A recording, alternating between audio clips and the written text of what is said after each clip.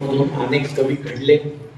खरं म्हणजे असं एक फार मोठं मैदान आहे की त्यातून अनेक कवी हळूहळू सरपटत आता चालायला लागले. काही दिवसांनी ते पळायला लागतील. त्यांनी उभं राहावं, पळावं अशीच अपेक्षा आहे. नेहमी सरपटावं अशी अपेक्षा आहे. कारण सरपटलं जास्त की माणूस दिसत नाही. म्हणून हे शब्दगंध साहित्यिकनं त्यांना मैदान तयार करून दिले. म्हणून दिवसेंदिवस त्यांच्यात प्रगती व्हावी. आणि आपल्यामध्ये प्रगती होण्यासाठी दोन गोष्टी आपण करणं गरजेचं आहे. एक तर आपण बहुश्रुत झालं पाहिजे, इतरांना आपण ऐकलं पाहिजे.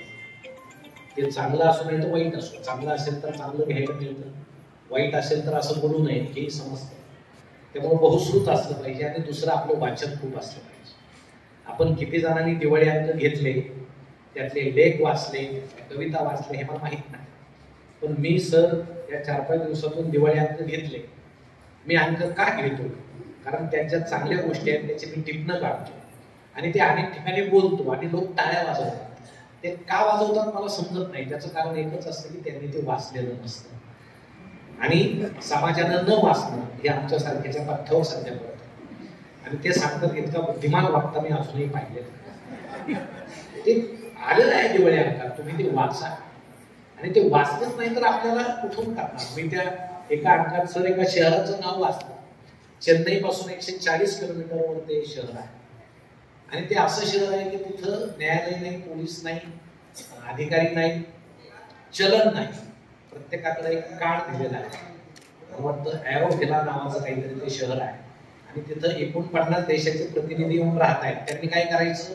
फक्त आपला छंद जोपासायचा, बाकी काही करायचं नाही. त्यांची राहण्या खाण्याची वगैरे सोय आहे. थोडंसं कष्ट तिथं करावं लागतं. त्या ठिकाणी कोणी कोणाचा द्वेष करायचा नाही, भांडणं नाही, पैसा दिसत नाही त्यामुळे भांडण नाही, कोणाला जमिनी नाही. ते शहर 1968 साली बसलं हे मी काल वाचलं. आणि तिथले लोक अतिशय आनंदी आहेत. ते आपला छंद, कोणी सुतारकाम करतं, चित्रकाम करतं, कविता करतात, कथा लिहितात, सगळं. फक्त त्यांनी तेवढंच करून आनंदी जगायचं असं ते शहर आहे. पण त्या शहरानंतर तसं दुसरं शहर भारतात 68 नंतर कुठंही तयार झालं नाही. त्याचं कारण असं आहे की आपल्या लोकांना हे मानवत नाही. त्यांना भांडणं लागतात, कुरकुर लागते. समृद्धीवर अपघात का होतात? खड्डे नाही. आपल्या लोकांना खड्डे लागतात. खड्डा आल्याशिवाय त्याची ड्रायव्हिंग चांगली होत. शेत असलं तर बांधावरून भांडण्याशिवाय त्याचं समाधान होत. नळाला पाणी आलं तर हांडे ठोकरल्याशिवाय त्या बाईचं समाधान होत. असं मंगन न दिलेल्या बैलगाडीच्या चाकासारखं कुरकुर करत जगणं हा माणसाचा स्थायी भाव सध्या झालेला आहे. त्यामुळं हे साहित्यच त्यात सुधारणा करू शकतं. साहित्यात तेवढी ताकद आहे. हे कसं आहे ते सांगायला समीक्षक आहे. ते उत्तम असलं तर अभ्यासक्रमात घेणारे आपले माणसं आहे. आणि यावर चर्चा करून आणण्याचं काम हे शब्दगंध साहित्यिक परिषद नेमानं करते. इतके नियमितपणे कार्यक्रम महाराष्ट्रात सुद्धा होत नाहीत. मसाबाविषयी बोलायला म्हणजे सुद्धा त्याचं माझं जे पद आहे ते मला काय आठवत नाही.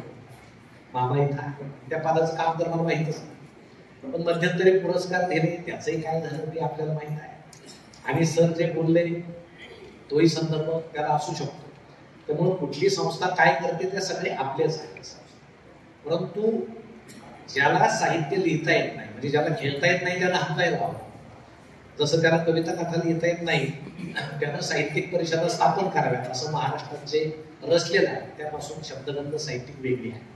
कारण यामध्ये सुनील आहे, शर्मिला आहे, राजू काही दिवसापूर्वी साहित्यिक नव्हता. आता तो सुद्धा साहित्यिक, तो सुद्धा कविता करतात. आमचे मामा सुद्धा एखाद्या साहित्यिकापेक्षा जास्त चांगलं बोलतात. आता ते कमी राजकीय बोलतात, साहित्यिक जास्त बोलतात.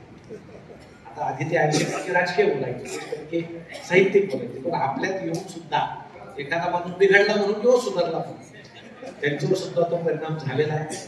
म्हणून एक सदस्य म्हणून आणि मला इथं येताना घरात आल्यासारखं वाटतं आणि मित्रांना ऐकावं वाटतं की आपण सगळ्यांनी आपलं जे काही आहे कुठलंही जे शब्द रचना आहे त्यात काहीतरी अर्थ असतो, काहीतरी सांगण्याची धडपड असते. ती या ठिकाणी ऐकण्याची संधी या निमित्त शब्दगंध मिळते.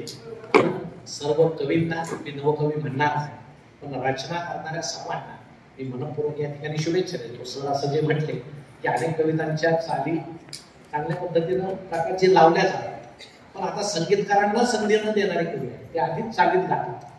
पण संगीतकारांना सुद्धा कळत नाही. आणि आता ती एक नवीन सवय झाली की कविता आपण गायला पाहिजे.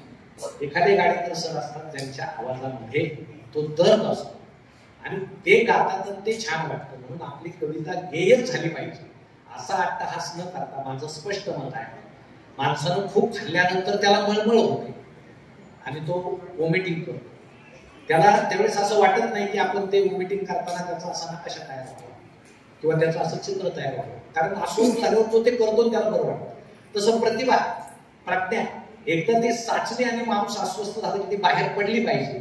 त्याची कविता होते, कथा होते की काय होते आणि ती कशी होते याचा विचार न करता अस्वस्थ मनातून बाहेर काढलं साहित्य हे नेहमी हे दर्जेदार असतं आणि शब्दगंध मधून ते घडतंय याचा मला खूप आनंद आहे. म्हणून त्यासाठी सर्वांना या दिवाळी निमित्त मी शुभेच्छा देतो आणि आपण खूप वाचा. सुनीलजी, पुढच्या वर्षी आपण असा कार्यक्रम ठेवताना दिवाळी अंक घेऊ.